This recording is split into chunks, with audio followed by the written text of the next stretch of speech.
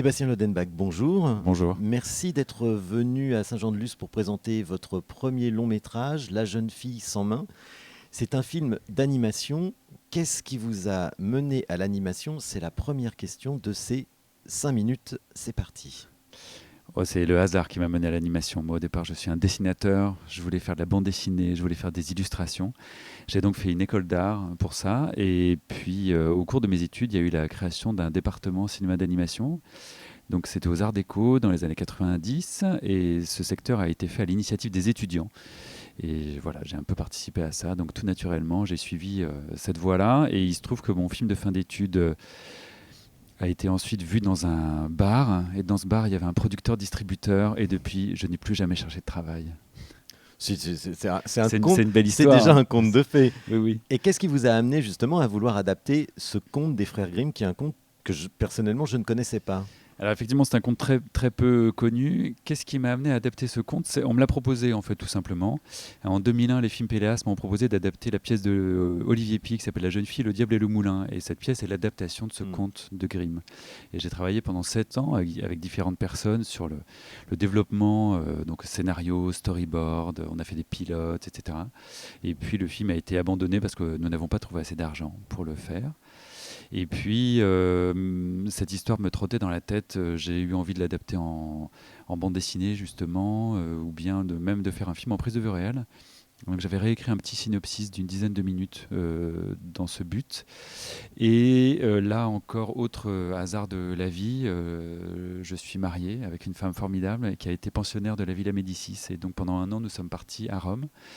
Et donc j'ai eu du temps et de l'espace, pas de problème d'argent non plus. Donc je me suis dit, bah voilà, je vais reprendre ce projet. Sauf que je l'ai repris d'une façon totalement différente, puisque je l'ai repris tout seul.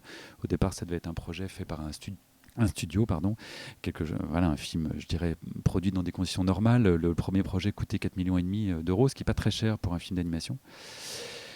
Et le film, au final, que j'ai fini par faire est un film totalement différent de celui qui était prévu au départ. Donc je me suis plus intéressé, disons que je ne suis plus parti de la pièce d'Olivier Py, en grande partie parce que je n'en avais pas les droits. C'était les films Péléas qui en avaient les droits. Mais je suis revenu au conte d'origine et à ses différentes versions, puisqu'il y a la version de Grimm, existe, comme beaucoup de contes, différentes versions. Voilà. Le film donne le sentiment d'avoir été peint à la main presque de manière comme s'il avait été peint à la main en live. C'est une volonté esthétique que vous aviez dès le départ?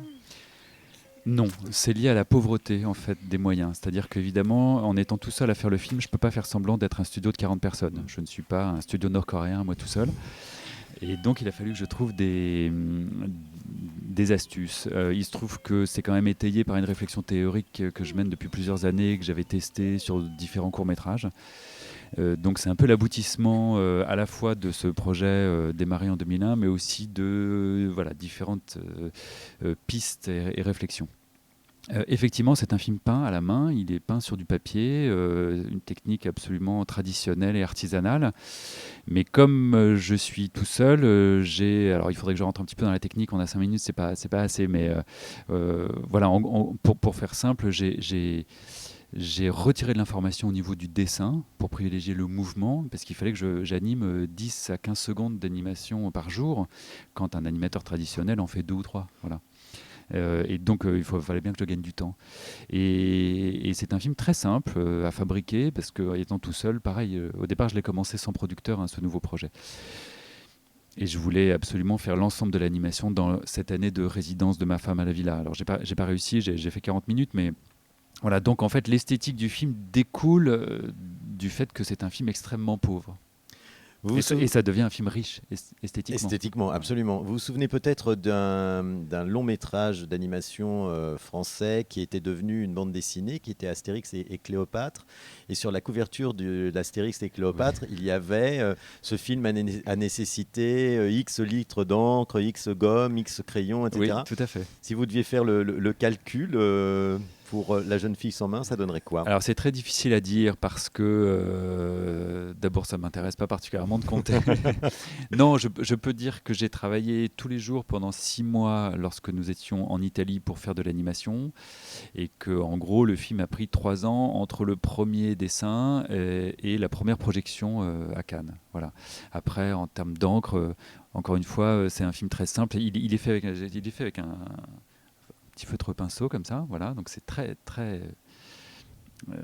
voilà, très accessible et sur du papier machine. Alors oui, il y a beaucoup de feuilles. Oui, ding dong. Ding dong, dernière question. Pour que votre film soit un succès, seriez-vous prêt à vendre votre âme au diable? Le temps est dépassé. Merci Sébastien Lodenbach et Merci à vous. bravo pour votre film. Merci beaucoup. Merci beaucoup.